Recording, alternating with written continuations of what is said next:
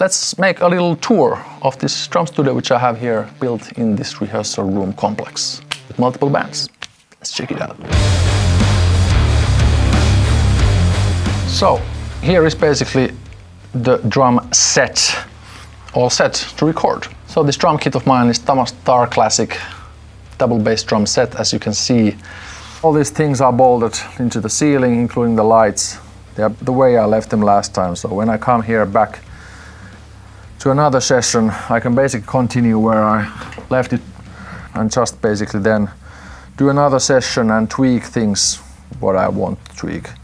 If I see that there's some improvement required in some microphone or the way of doing, I just tweak that and the other aspects stay intact the same way. And I was actually pretty surprised that I was able to record the actual drums for the new Damnation Plan's release. With this setup, we did use a sample on the snare drum and the bass drums to some extent there in the mix, but basically was able to do the thing here.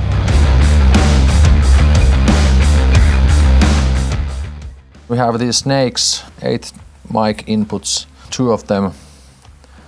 Both are with labeled outputs of the microphones. For example, here we can see that it's a bass drum 2 and number 2, so they go to their numbered inputs and so forth. And then these cables go to a similar additional snake by the rehearsal room. Again, numbered cables. I just plug them in. There's also another distribution box of 8 channels. And when I come to play, I basically just insert these cables from these to these snakes, 2 by 8 channels. And then when the other drummer comes, he puts in his mics to these same distribution boxes. And they are able to access their own miking. And then these are directly then coming to the X32 Behringer X32 mixer. The same outputs of those rehearsal places shared snakes. We just take a preset and we get automatically our own gain levels to the preferred settings. To this recording computer I have Reaper here, and I also bring my own SSD portable hard drive which I connect there and have a ready project which I then open in Reaper, make a test run of the warm-up and see that the levels are okay the way I left them last time, and then just basically press rec.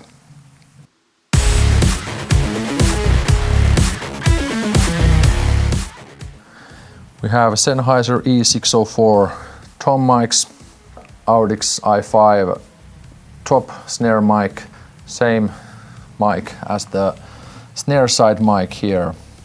And they are basically all fixed there. I don't need to touch them. They are basically where I left them last time. For the overheads, we have a pair of Rode NT1 overhead mics hanging in the ceiling from these mounts with a boom arm microphone stand and with an adapter and with a SPIGOT attached to the ceiling. And same thing with the left side, again attached to the ceiling with a boom arm from SPIGOT from the roof. Yeah, I have also this room mic here. Here used to be a sofa in front of here, but now it's basically just this mic left alone here. I have basically attached these basic hardware store attachment things which I found to protect this mic, so it just stays there. It's been there for 2-3 years untouched. Comes with the cable again from the ceiling that goes to those same cable snakes and goes always on. I use that as a room mic. There comes this wire, this stereo RCA cable, which is then connected here. And to that I connect then with my in-ear monitors of the Hearas Pro custom ear molds. I've been using them. I've also made a video about it. Check them out. I connect these to the small mixer where I'm able to check the levels, and then the audio comes here with this long 20-meter cable all the way from the ceiling again through that joist there from the recording computer. So again, the philosophy is that everything is kind of bolted to the ceiling as much as possible. So it basically comes from there, all the way.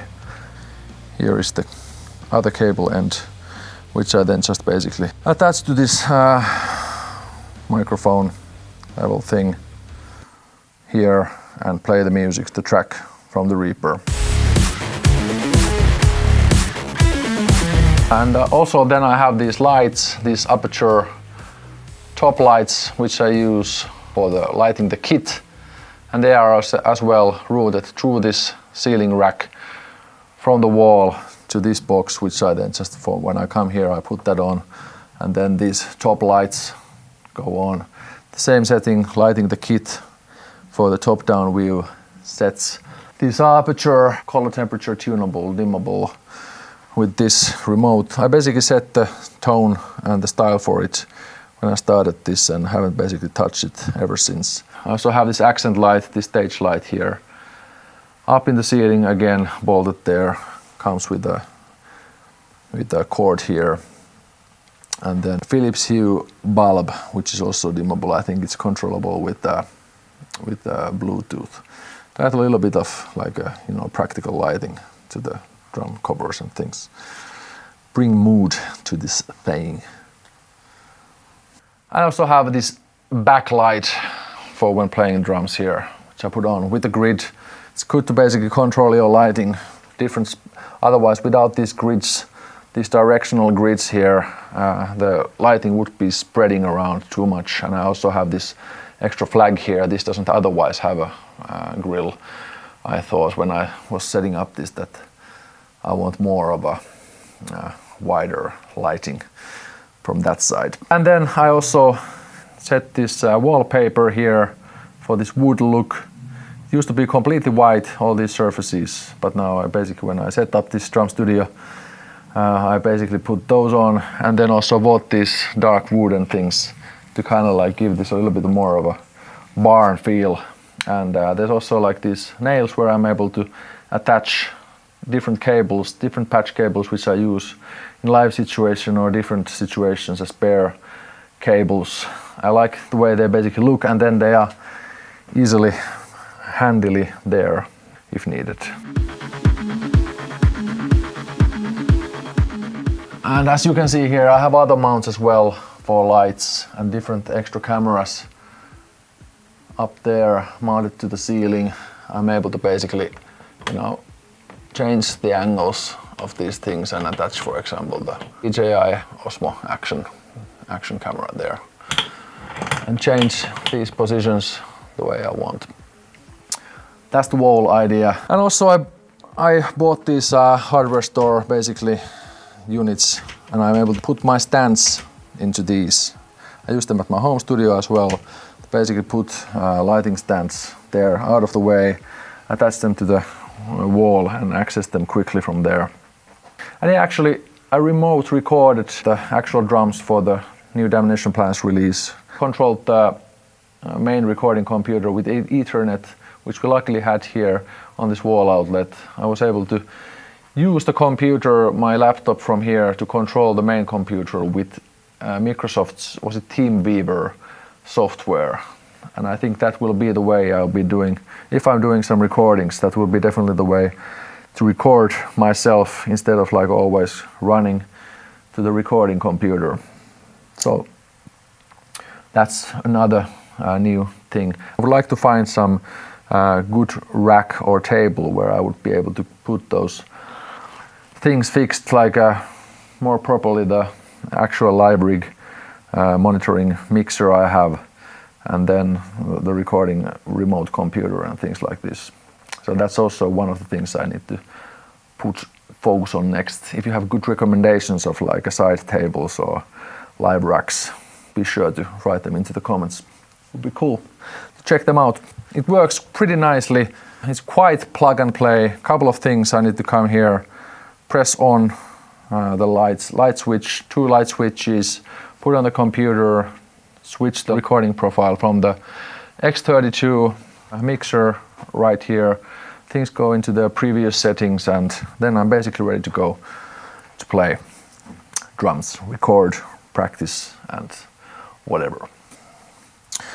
So yeah, it's basically set up an environment where I'm able to do incremental tweaking, and then for years time, hopefully, we'll get into some nice results in playing and filming and whatever the future may hold. So I hope you enjoyed this one. That's the approach. It's a growing thing. Let's see, there's pretty ambitious goals next, what's happening on the second stage of this drum studio voyage. More of that later. I hope you enjoyed this. Let me know if you have any questions or tips how to improve this setup, and but if not, then that's it.